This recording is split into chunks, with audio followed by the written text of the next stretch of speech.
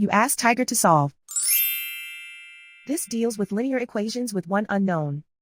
The final result is n equals 16. Let's solve it step by step. Simplify the expression. Find the greatest common factor of the numerator and denominator.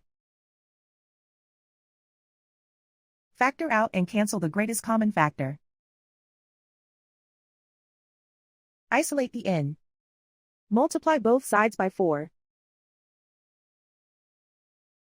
Group like terms.